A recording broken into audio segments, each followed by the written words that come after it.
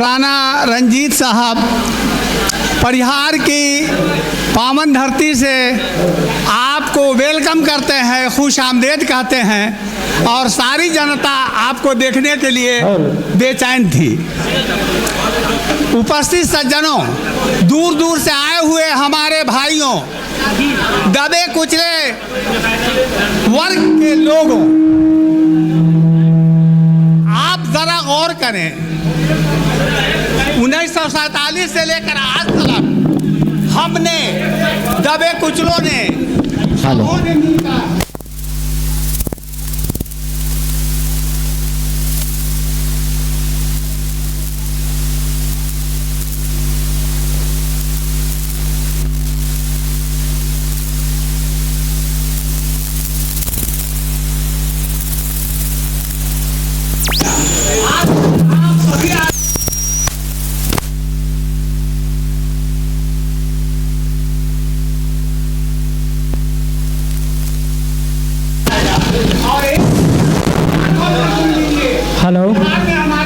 Hello 18% नहीं है, बल्कि मैं चैलेंज करता हूं कि हमारी आबादी लगभग 30% हो चुकी है।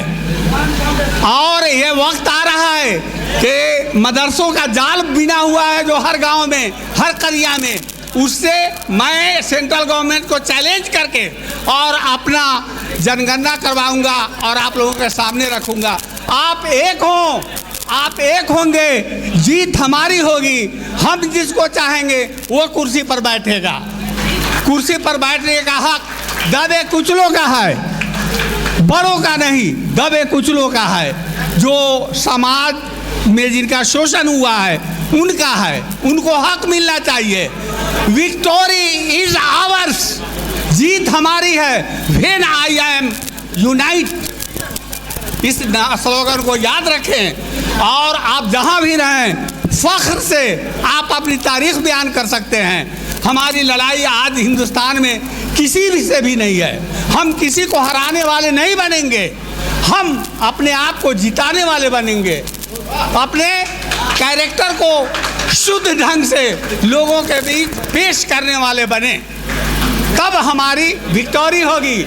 हम मुत्तहिद होंगे, हम विक्टोरियस होंगे। AIM जिंदाबाद, जिंदाबाद।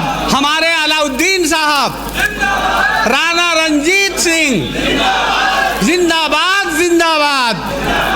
मैं इन्हीं शब्दों के साथ, टाइम कम है, ज़्यादा देर से आप लोग वेट कर रहे हैं, मैं अपनी बात समाप्त कर रहा हूँ। जय भारत, जय हिंद। इस नारे में कोई गलती नहीं है, कोई गड़बड़ी नहीं है। जय मीन्स जिंदाबाद, और ये एक मुसलमान ने नारा दिया था, जय हिंद, जय भारत।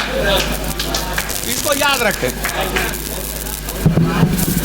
अब मैं आवाज़ दूंगा सगीर साहब को, जो जिला अध्यक्ष हैं, वह आवे और अपनी बात चंद मिनट रखकर, यानी 2 मिनट का टाइम मिलता है आपको, आप इसी 2 मिनट का ख्याल रखते हुए अपनी बात रखें।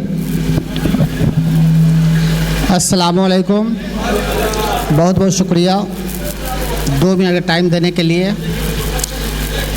किस किस का नाम लूँ, किस किस को छोड़ दूँ, किस किस का नाम लूँ, किस किस को छोड़ दूँ, जो जर्रा जहाँ है वही आफ्ताब है। सबसे पहले शुरू करूँगा शेर की सवारी और राणा रंजीत सिंह की यारी बहुत किस्मत वाले को मिलता है। आपको बता दें,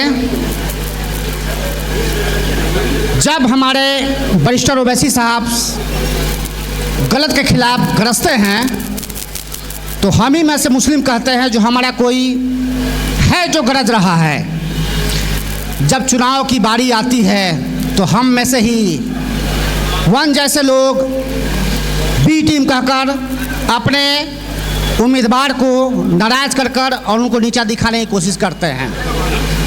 याद होगा आपको, कुछ दिन पहले की बात है, जिसको सदियों से आपने वोट दिया है, हमारे बैरिस्टर साहब का पैगाम जाता है और ठुकरा देता है, कहता है बाहर से भी आप मदद कर सकते हैं तो आप बाहर के लायक ही हैं, घर के लायक नहीं हैं। जो आप कर्म कर रहे हैं आने वाला नस्ल भुगतेगा उसको। इसी पे कहा गया, किसी ने शायर ने कहा है, हम ही से जिंदा है उनके चिरागों की लौ, हम ही से जिंदा है उनके चिरागों की लौ, हम ही से जीकर हम ही को मिटाना चाहते हैं।